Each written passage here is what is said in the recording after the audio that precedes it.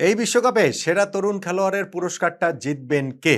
গত বিশ্বকাপে সেই পুরস্কারটা জিতেছিলেন আর্জেন্টিনার এনজো ফার্নান্দেজ, যিনি প্রথম ২ টা ম্যাচে প্রথম একাদশেই ছিলেন না। বদলি হিসেবে নেমেছিলেন, খুব ভালো খেলেছিলেন। সেকেন্ড ম্যাচে মেক্সিকোর বিপক্ষে তো একটা গোলও দিলেন। থার্ড ম্যাচ থেকে তিনি একাদশে এলেন এবং ফাইনাল পর্যন্ত কি অসাধারণ ফুটবল খেলেছিলেন। আর্জেন্টিনার সেই শিরোপা জয়ে তরুণ এনজোর খুবই গুরুত্বপূর্ণ রোল ছিল এবং যথার্থ কারণেই তিনি সেরা তরুণ খেলোয়াড়ের পুরস্কারটি জিতেছিলেন। এই বিশ্বকাপে তার উত্তরাধিকার কে হতে যাচ্ছে? মানে ওই পুরস্কারটা এবার কে জিততে যাচ্ছেন? আর্জেন্টিনার কেউ কি? কে? সুযোগটা কি আছে? দেখেন, এই ভিডিওটা বিশ্বকাপের সেরা তরুণ খেলোয়াড়দের নিয়ে আমি সম্ভাব্য ৫ জনকে নিয়ে আলোচনা করতে চাই। একটা র‍্যাংকিং এর মতো, ফেভারিট র‍্যাংকিং এর মতোই, যেটা আমার খুবই ফেভারিট সাবজেক্ট। একই সঙ্গে সেই আলোচনায় ঢোকার আগে আমি একটু গোল্ডেন বুটের ২ টা কথা বলতে চাই। আগের ভিডিওতেও বলেছি, অন্যান্য ভিডিওতেও বলেছি, কিন্তু তারপর আমি কেন জানি না একটা কনফিউশন এর জায়গা অনেকের মধ্যেই বোধহয় তৈরি হয়েছে যে ফ্রান্স ভার্সেস ইংল্যান্ড ৩য় স্থান নির্ধারণী যেই ম্যাচটা, সেইখানকার গোল কি কাউন্ট হবে কিনা গোল্ডেন বুটের রেসে? আমার কাছে এই প্রশ্নটাই অদ্ভুত লাগে। কাউন্ট হবে না কি কারণে? এই ফ্রান্স ভার্সেস ইংল্যান্ড ৩য় স্থান নির্ধারণী যে ম্যাচ, সেটা কি বিশ্বকাপের ম্যাচ না? অর্থহীন ম্যাচ, একদম অর্থহীন ম্যাচ। এটা তো আমিও বলছি যে এই ওয়ার্ল্ড কাপে ১০৪ টা ম্যাচ হওয়ার কথা, ১০২ টা ম্যাচ এখন পর্যন্ত হয়েছে এবং সেই ১০২ টা ম্যাচের প্রত্যেকটা ম্যাচের গুরুত্ব ছিল। গ্রুপ পর্বের ম্যাচ বলেন, নকআউট পর্বের তো বটেই। কিন্তু এই যে ১০৩ নাম্বার ম্যাচ ৩য় স্থান নির্ধারণী, সেইটার আসলে কোনো গুরুত্বই নেই। ফ্রান্স জিতলেই বা কি, ইংল্যান্ড জিতলেই বা কি।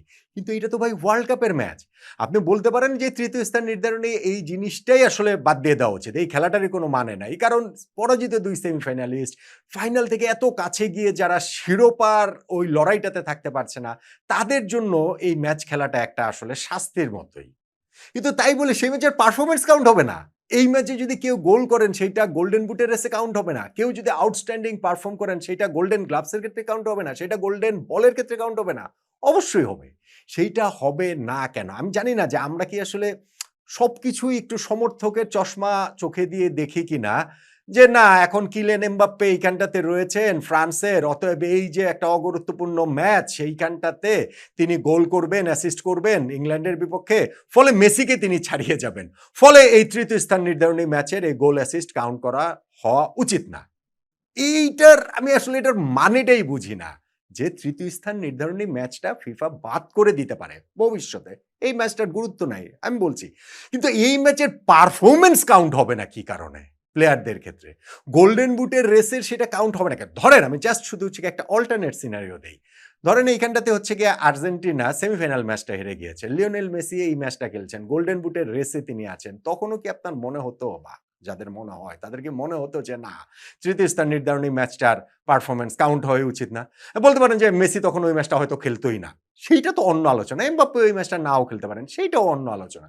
কিন্তু পারফরম্যান্স কাউন্ট হবে না বা কাউন্ট হওয়া উচিত না, বা এটা কাউন্ট হওয়াটা হচ্ছে গিয়ে মানে ফিফার আইনের ফাঁক, এগুলা ভাই, এগুলা হাস্যকর কথা। এগুলো হচ্ছে গিয়ে মানে বাচ্চা ছেলেপেলের মতো কথা হয়ে যায়।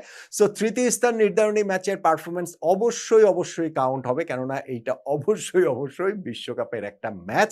আমি আগেও কিছু ভিডিওতে এই আলোচনাটা করেছি। আমি আবারও একটু আপনাদেরকে, যাদের মধ্যে একটু কনফিউশন আছে, সেটা একটু ক্লিয়ার করে দিলাম। এখন এই ভিডিওটা তো হচ্ছে গিয়ে সেরা তরুণ খেলোয়াড়ের। বলছিলাম ৪ বছর আগে জিতেছেন আর্জেন্টিনার এনজো ফার্নান্দেজ। এইবার কি আর্জেন্টিনারই কেউ আসলে জিততে পারেন কিনা? যেহেতু তাদের দল ফাইনালে উঠেছে, তাদের দল থেকে কারো সেই সুযোগের জায়গাটা আছে কিনা? আমি টপ 5 এর কথা একটু আলোচনা করছিলাম। ধরেন এইখানটাতে আমার কাছে মনে হয় টপ 5 এর মধ্যে আমি ধরেন নাম্বার 5 এ ইংল্যান্ডের নিকো ওরেলিকে রাখতে চাই। ইংল্যান্ডের লেফট ব্যাক, যদিও লাস্ট ম্যাচটা আর্জেন্টিনার বিপক্ষে তাকে ফার্স্ট 11 এ স্টার্ট করার নাই কোচ টমাস টুখেল। কিন্তু ওয়ার্ল্ড কাপটা তিনি ভালো খেলেছেন, বেশ ভালো খেলেছেন এবং সেই জায়গাটা থেকে অবশ্যই এই আলোচনার মধ্যে, বেস্ট ইয়াং প্লেয়ারের আলোচনাটার মধ্যে তিনি থাকবেন। ৫ নম্বরে তাকে রাখছি। আর এই ফ্যাক্টর দিয়ে আমি আসলে ওই ক্রাইটেরিয়াটা বলতে ভুলে গেছিলাম। ক্রাইটেরিয়াটা হচ্ছে গিয়ে যে ২০০৫ সালের ১লা জানুয়ারির পরে যাদের জন্ম হয়েছে তারাই এলিজিবল থাকবেন এই অ্যাওয়ার্ডটার জন্য। মানে হচ্ছে গিয়ে ২১ বছর বয়স সেটা ওই যে বছরের শুরুটা হিসাব করে ২০০৫ এর ১লা জানুয়ারির পরের জন্ম ওই হিসাবটা করেই এই অ্যাওয়ার্ডটা দেওয়া হবে এবং সেই অ্যাওয়ার্ডটা কোনো ভোটাভুটির মাধ্যমে না, এটা ফিফা টেকনিক্যাল স্টাডি গ্রুপ তারা এই যেই প্লেয়ারদের নট নেসেসারিলি শুধুমাত্র স্ট্যাট মানে কার গোল বেশি, কার অ্যাসিস্ট বেশি, কার ইন্টারসেপশন বেশি, তার ক্লিয়ারেন্স বেশি, কার হচ্ছে গিয়ে ওই যে ক্রিয়েটিভ এইটা না। মানে তারা তাদের মতো করে অ্যাসেস করে যেই ইয়াং প্লেয়ারটার ওই মনে হয়েছে যে এই ওয়ার্ল্ড কাপে ইমপ্যাক্ট অনেক প্রবল এবং ভবিষ্যৎটা তার অনেক বেশি উজ্জ্বল, সেই হিসাব করেই এই অ্যাওয়ার্ডটা দেওয়া হবে। যে অ্যাওয়ার্ডটা আসলে ফিফা চালু করেছে ২০০৬ বিশ্বকাপ থেকে, সেইবার জার্মানির লুকাস পডলস্কি এই অ্যাওয়ার্ডটা পেয়েছিলেন প্রথমবারের মতো। ২০১০ সালে জার্মানিরই থমাস মুলার পেয়েছিলেন। ২০১৪ ফ্রান্সের পল পগবা, ২০১৮ ফ্রান্সের কিলিয়ান এমবাপ্পে এবং ২০২২ আর্জেন্টিনার এনজো ফার্নান্ডেজ এই পুরস্কারগুলো পেয়েছেন।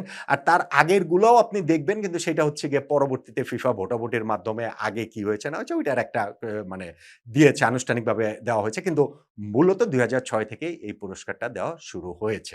এখন আমি টপ 5 এর কথা বলছিলাম, তার মধ্যে আমি নাম্বার 5 এ ইংল্যান্ডের লেবেক, নিকো ও রেলির কথাটা বললাম। আমার কাছে নাম্বার 4 এ মনে হয় যে মরক্কোর আইয়ুব বুয়াদ্দি। ১৮ বছর বয়সী মিডফিল্ডার, কি অসাধারণ ম্যাচুরিটি তার, বয়স ১৮, এটা যদি আপনি না জানেন, ওই যে ঝাঁকড়া চুলের যে মিডফিল্ডারটা, তাহলে আপনি এটা বুঝবেন না তার খেলা দেখে। তার ওই দুর্দান্ত যে পারফরম্যান্স এই পুরো ওয়ার্ল্ড কাপ জুড়ে, সেটা ফার্স্ট ম্যাচে ব্রাজিলের বিপক্ষে থেকে শুরু করে এই যে মরক্কো যে এই ওয়ার্ল্ড কাপে কোয়ার্টার ফাইনাল পর্যন্ত যে তাদের রান, সেইখানটাতে খুব ভালোভাবে আলো ছড়িয়েছেন এই আইয়ুব বুয়াদ্দি। ফ্রেঞ্চ লিগে তিনি খেলেন লিলে। এইবার তো তার ট্রান্সফার নিয়ে আলোচনা হচ্ছে যে ম্যানচেস্টার সিটি তাকে চায় এবং সেখানে 100 মিলিয়ন পর্যন্ত কোট করা হচ্ছে। সেটা যেটাই হোক, এই ওয়ার্ল্ড কাপে তার পারফরম্যান্সে অবশ্যই আমি মনে করি যে সেরা তরুণ খেলোয়াড়দের এই আলোচনার মধ্যে তিনি থাকবেন। আমি তাকে ৪ নম্বরে রাখছি। ৩ নম্বরে আমি রাখছি যে ডিজায়ার ডুয়েকে, ফ্রান্সের উইঙ্গার। যদিও তাকে ওই পজিশনটা ভাগাভাগি করতে হয়েছে ব্র্যাডলি বারকোলার সঙ্গে, কিন্তু তারপরেও যতটুকু খেলেছেন, যেই সুযোগ পেয়েছেন সেইখানটাতে তিনি যথেষ্ট ভালো খেলেছেন। আর এমনিতেই তো তিনি খুবই প্রমিজিং ট্যালেন্ট। পিএসজির হয়ে champions league back to back winning টিমের অংশ এবং সেইখানটাতেও তার খুব ভালো খেলা। এই ওয়ার্ল্ড কাপেও তাকে ঘিরে অনেক প্রত্যাশা ছিল। সেই প্রত্যাশা যে পুরোটাই মেটাতে পেরেছেন তা না। যেটা বললাম, ব্র্যাডলি বারকোলার সাথে তার ওই যে ভাগাভাগি করতে হয়েছে, টাইম ভাগাভাগি করতে হয়েছে। তারপরেও আমার কাছে মনে হয় যে এই আলোচনার মধ্যে বেস্ট ইয়াং প্লেয়ারের এই হিসাবটার মধ্যে তিনি থাকবেন। এবার বাকি আছে টপ 2। সেই জায়গাটাতে ধরেন নাম্বার 2 আমার কাছে মনে হয় স্পেনের পাউ কুবার্সি, তাদের ডিফেন্ডার। বয়স ১৯ বছর।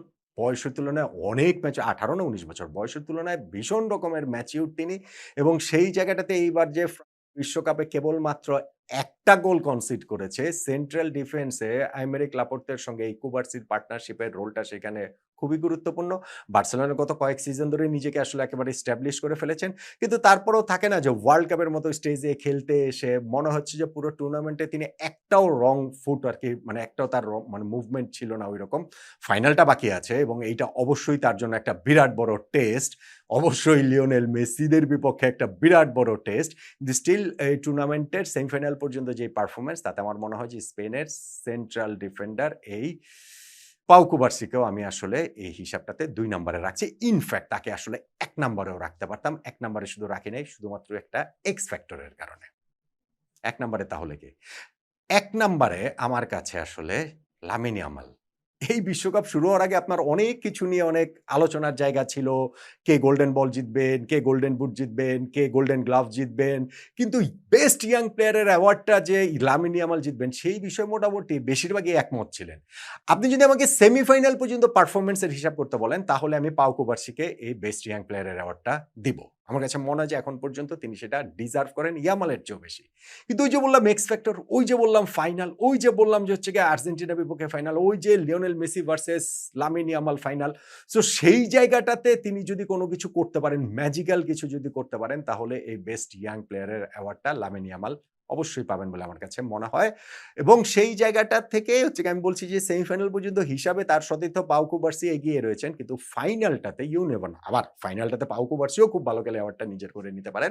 ফলে ওই এক্স ফ্যাক্টরটার কারণে লামিন ইয়ামালের ইনজুরি নিয়ে টুর্নামেন্টটা শুরু করেছিলেন, তারপরে আস্তে নিজের ফর্মে আসছেন তিনি, এখনো যে পুরোপুরি এসেছেন সেটা বলে দেওয়া যাবে না। সো সেই হিসাবে আমি আসলে